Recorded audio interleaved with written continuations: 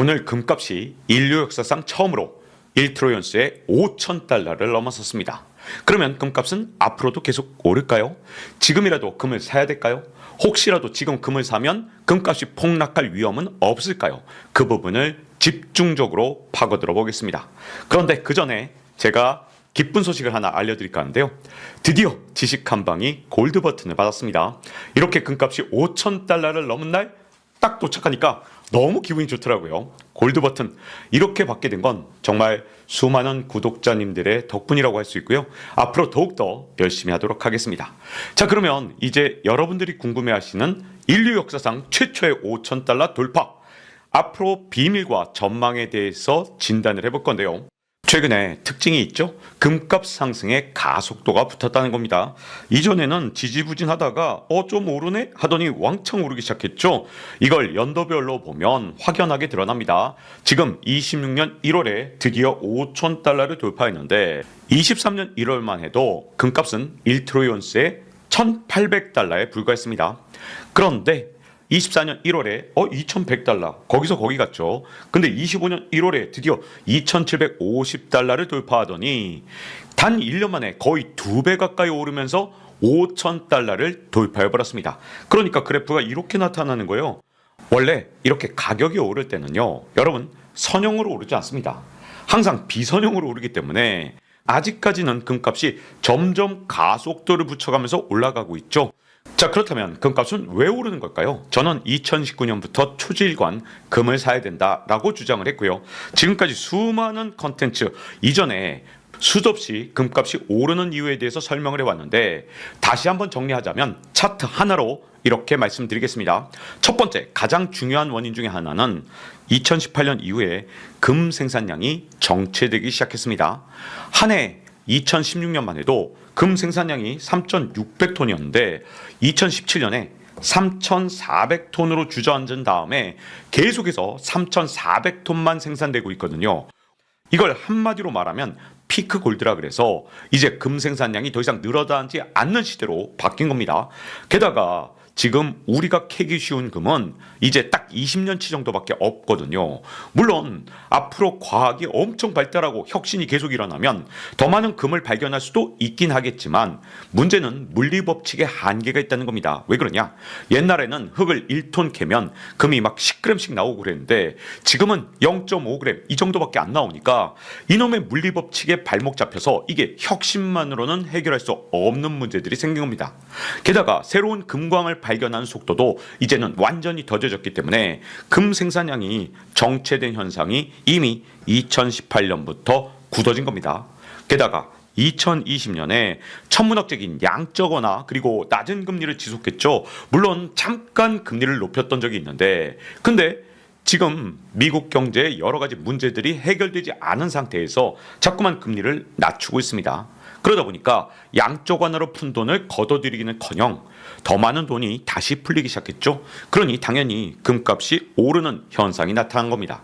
게다가 지정학적 리스크가 점점 많이 늘어나고 있는데 옛날에는 그러면 사람들이 금과 달러 중에서 고민했거든요. 그런데 이제 미국이 달러로 제재를 때리니까 야, 저 달러는 미국이 제재 때리면 못 믿겠다 라는 생각 때문에 이제 금과 달러 사이에서 고민하지 않고 금을 선택하는 경우가 늘어나고 있습니다. 게다가 동맹과 무역전쟁도 불사하는 트럼프 대통령의 행보 때문에 유럽이 이제 열받아서 야, 이제 미국 국채 팔아버릴 거야 이런 식으로 덴마크도 나왔고 캐나다도 야씨 여차하면 미국 국채 팔아버려 이런 식으로 미국을 위협하고 있죠. 그러다 보니까 이제 미국 국채를 팔아버리면 마지막 남은 안전자산이 금밖에 없기 때문에 금값이 날이면 날마다 폭등하는 현상이 일어났던 겁니다. 더군다나 이건 원인이 아니라 결과지만 중앙은행들이 대규모 금 매입을 지속하고 있죠. 왜 그러냐? 지금 여러 가지 이유 때문에 이제는 달러보다 특히 미국 국채보다 금이 더 낫다고 생각하기 때문입니다. 근데 옛날에 제가 KBS에서 경제 한방이라는 걸 했었잖아요. 그때 금 관련해서 기억에 남는 댓글들이 있습니다. 뭐라 그랬냐? 네가 자꾸 금 사라고 부추기니까 금값이 올랐잖아. 이렇게 댓글을 달아주신 분이 있는데 영광입니다. 왜냐? 금 시장은 세계적으로 30조 달러가 넘어요. 이 댓글이 붙었을 때도 이미 20조 달러였거든요. 그런데 제가 전 세계 금값을 올렸다니 정말 저를 높게 평가해 주셔서 너무 감사한 것 같습니다. 그리고 또 하나 기억에 남는 거, 야 너는 금사라고 붙이게 놓고 너는 금 없지? 라는 댓글들도 옛날에 경제한방 때 많았거든요. 근데 여러분 그럴 리가 있습니까? 제가 2019년부터 초지일관 금에 대해서는 항상 호의적으로 말했는데 제가 안 샀을 가능성은 없겠죠. 제 물량은 통상적인 여러분들의 상상의 범주를 벗어납니다. 이 과정에서 제가 제일 어려웠던 게 뭐냐? 저도 평생 주류경제학을 배운 사람이거든요. 그런데 주류경제학은 미국의 경제학입니다. 그러다 보니 미국의 경제학자들은 절대로 금을 좋게 보지 않습니다. 이게 왜 그러냐? 생각해보세요. 미국인들인데 달러가 흔들리는 거 너무 싫죠. 그러니까 주류경제학을 만든 사람들, 미국인들은 당연히 이 금 따위는 잊어버려라. 이거는 이제 옛날에 지나간 유물이야. 이제 달러가 세계 질서의 원천이고 패권 통화야. 이렇게 우리한테 가르치기 때문에 금 따위를 생각하지 못하도록 진짜 주입식으로 가르치거든요. 그런데 2019년에 제가 당시에 연구를 해보니까 글로벌 경제 상황이나 거시 경제 상황을 볼 때 이건 금값이 분명히 오를 수밖에 없는 그런 상황이어서 제가 진짜로 스트레스 많이 받았습니다. 제가 평생 배워왔던 주류경제학에서 완전히 무시하는 금을 사라 이렇게 주장할 때 정말 내적 갈등이 엄청 심했거든요. 이제 주류경제학에서 주장했던 것들은 정말로 많이 무너졌죠. 제가 만약에 복잡계 경제학을 하지 않았다면 이런 생각을 아예 못했을 텐데 박사학위를 받으면서 복잡계라고 남들이 하지 않는 걸 했기 때문에 그 덕분에 남들이 미처 깨닫기 전에 먼저 금에 대해서 집중할 수 있었던 게 아닌가 하는 생각이 듭니다. 자, 이렇게 금값이 5,000달러를 넘은 시점에서 많은 분들의 궁금증을 한번 풀어가겠습니다. 일단 가장 많은 분들이 질문 주신 게 뭐냐 하면 미국이 언젠가 금값 상승을 막기 위해서 조치를 취하지 않을까요? 그러면 금값이 폭락할 텐데 지금 금을 사도 될까요? 라고 질문하시는 분들인데 너무나도 당연한 질문입니다. 왜냐하면 미국은 달러 패권을 세우기 위해서 지난 100년간 금과의 전쟁을 지속해왔습니다. 그 포문을 처음 열었던 건 루즈벨트 대통령이죠. 1933년 금 소지자는 10년 이하의 징역과 지금 우리 돈으로 환산하면 한 10억 원 정도의 벌금을 물리는 진짜 어마어마한 금소유 금지령을 때렸습니다. 여러분 이게 그리고요 앤드 또는이 아니에요. 그러니까 10년 이하의 징역형도 살게 하고 그리고 지금 돈으로 치면 10억 상당의 벌금도 물리게 하는 진짜 무시무시한 법이었습니다. 그래서 이 법이 언제까지 유지됐느냐? 1970년까지 유지됐습니다. 그러니까 미국에서는 금 소지 거래가 금지된 상태로 거의 40년 가까이 시간이 흘러갔다는 뜻입니다. 그 정도로 미국 사람들, 미국 정부는 금을 엄청 싫어합니다. 왜? 미국의 달러 패권에 도전하는 유일한 상대, 그게 바로 금이라고 생각하기 때문이죠. 그리고 1980년 폴 볼커는 기준금리를 20%로 인상했는데 여러분 이때 물가 때문만 올린 게 아니고요. 당시에 은값이 어마어마하게 폭등을 했는데 은값을 막기 위해서 금리를 올린 측면이 있습니다. 이 부분은 제가 기회가 되면 다시 한번 말씀드릴 거고요. 그리고 동시에 금값을 찍어 누르기 위해서 이렇게 기준금리를 올린 측면이 있는데 이 효과는 진짜 엄청났죠. 그 뒤로 20년 동안 금값은 무려 4분의 1 토막 수준으로 떨어졌습니다.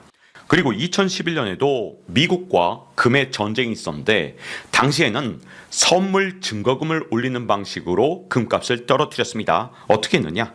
선물 증거금을 인상했더니 롱 베팅을 한 사람들이 그만 금을 포기하면서 금값이 폭락했고요. 그 뒤로 한 5, 6년 동안 금과 은값의 암흑기가 초래됐습니다. 이 정도로 미국 정부가 정말 금값이 오르는 걸 경기를 일으킬 만큼 싫어하거든요. 그러니까 미국 정부가 나서서 금값을 떨어뜨리면 어떻게 되겠냐?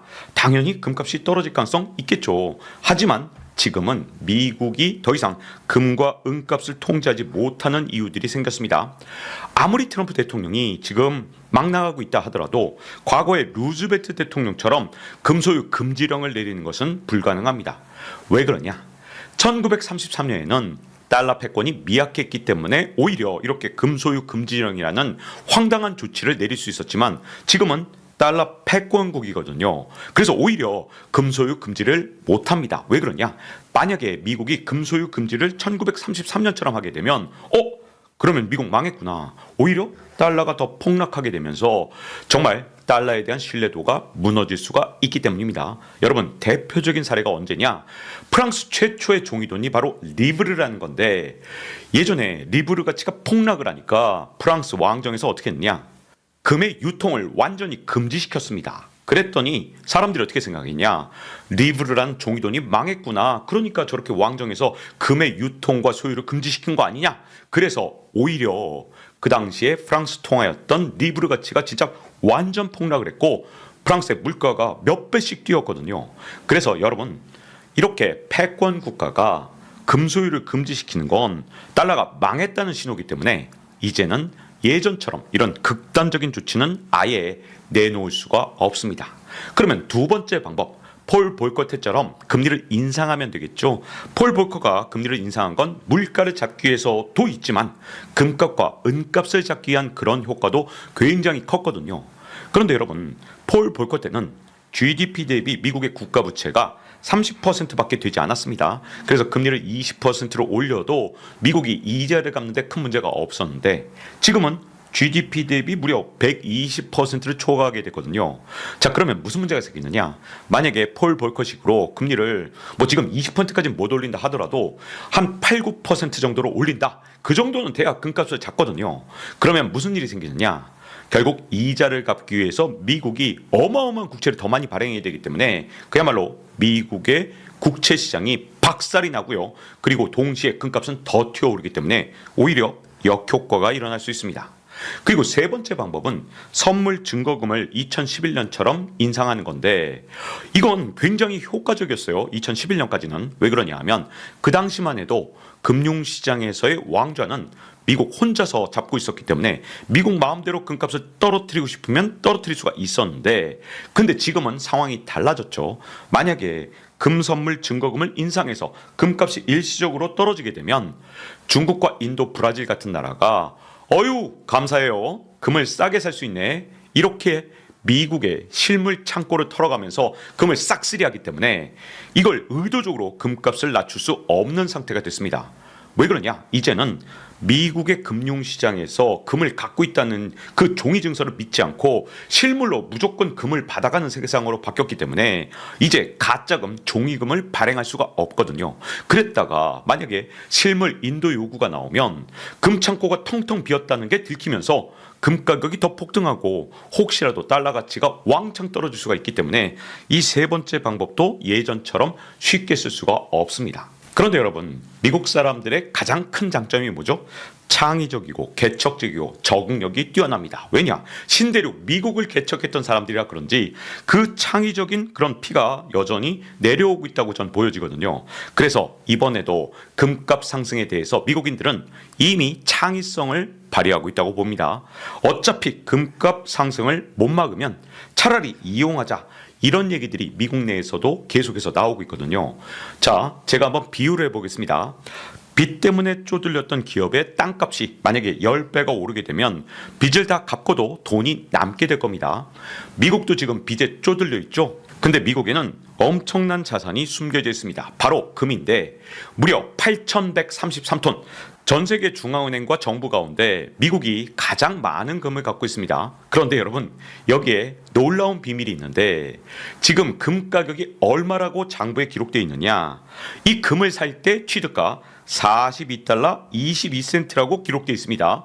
이 때문에 금 보유 가치가 110억 달러라고 과소평가되어 있는데 지금 금값이 5천 달러를 돌파했죠. 그러면 미국이 보유한 8,133톤을 지금 시가로 다시 계산하게 되면 이게 얼마냐? 무려 1조 3천억 달러입니다. 취득 가격보다 무려 115배가 올랐거든요. 이렇게 금을 재평가하는 걸 GRA라고 부르는데요. 이 금을 재평가하자는 목소리가 미국뿐만 아니라 서방 사회에서 끊임없이 나오고 있습니다. 그런데 지금 금값 5천 달러를 기준으로 미국이 보유한 금 가치는 1조 3천억 달러밖에 되지 않거든요. 그런데 미국의 빚은 무려 38조 달러입니다. 그러니까 갖고 있는 금값으로는 탕감이 불가능하죠. 그래서 빚을 탕감하는 수준까지 금값이 오르려면 무려 14만 달러가 돼야 됩니다. 지금보다 금값이 무려 28배가 올라야 된다는 얘기예요. 이건 아무리 미국이 용인해 준다 하더라도 말도 안 되겠죠. 그런데 여러분, 미국이 갖고 있는 금의 양이 빚을 탕감할 정도로 많을 필요는 전혀 없거든요. 왜 그러냐? 당장 브릭스 국가들이 자기들만의 통화를 만들겠다라고 했는데 그때 담보자산에서 금의 비중을 40%만 하겠다라고 했습니다. 여러분, 브릭스조차도 금의 비중을 40%만 가져가고 자기들의 독자 통화인 유닛이라는 걸 만들겠다라고 했는데, 근데 미국은 달러 패권을 갖고 있는 국가잖아요. 그러면 미국 부채의 20%만 보증한다. 그럴 때는 금값이 28,000달러면 됩니다. 그리고 미국 부채의 10%만 보증한다. 그럴 때는 금값이 14,000달러면 충분합니다. 그러니까 미국에서 한 10% 또는 요거보다 조금 높은 정도에서 금값이 올라가는 건 용인할 수 있는 게 아니냐, 이런 얘기들이 자꾸만 나오고 있는 겁니다. 여러분, 트럼프 대통령은 취임 초기부터 달러 약세를 주장해왔죠. 그런데 다른 종이돈 대비 달러를 약세로 만드는 건 굉장히 어려운 일입니다. 왜냐하면 미국 달러를 우리가 많이 찍었다, 이건 알고 계신데 많은 분들이 모르시는 게 있어요. 달러보다 유로를 훨씬 많이 찍었고요.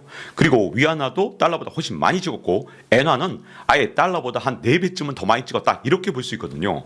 그러다 보니까 미국의 달러를 다른 종이돈 대비 낮추는 건 굉장히 어렵지만 금 가격 대비 낮추는 건 가능하죠. 그래서 여러분, 금값이 1,800달러에서 5,000달러가 됐다는 것은 거꾸로 보면 달러 가치가 금 대비 5분의 2 토막으로 떨어졌다는 겁니다.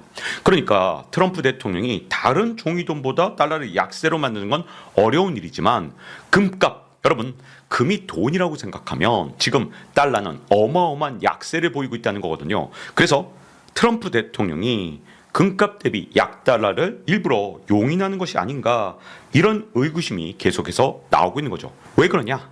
미국의 부채가 지금 감당할 수 없을 정도로 많은 건 맞지만 여전히 미국은 막강한 힘을 갖고 있죠. 여전히 패권 국가입니다. 그래서 진짜 마음 먹고 금값을 떨어뜨리려고 한다면 아직은 떨어뜨릴 힘이 있는데, 그런데도 불구하고 금값을 떨어뜨리려는 액션을 지금 제대로 취한 적은 없거든요. 그러다 보니까 트럼프 대통령이 약간 이걸 바라는 게 아니냐라는 얘기들이 나오고 있는 겁니다.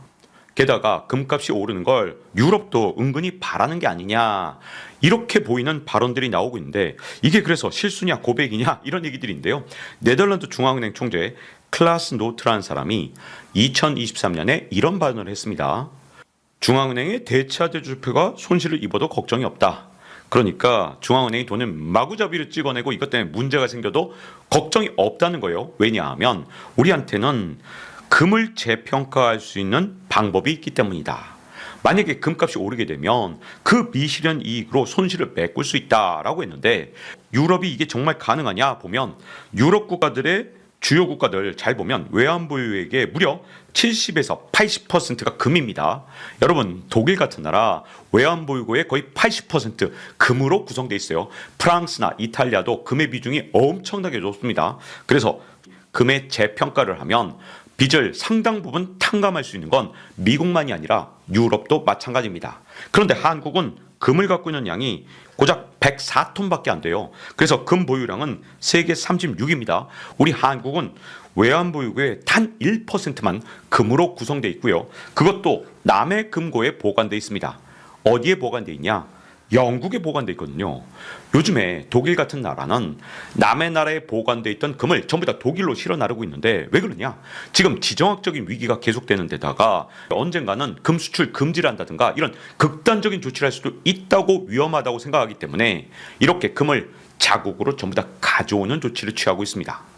여기까지 보면 미국이든 유럽이든 금값이 마냥 올라가게 놔둔 다음에 금을 재평가해서 빚을 탕감하고 또는 미국의 달러를 보증하는 방식을 쓰면 얼마든지 달러의 패권을 유지하는데 금이 큰 도움이 될 거라고 생각되겠지만, 근데 이 계획에 치명적인 약점이 하나 있습니다.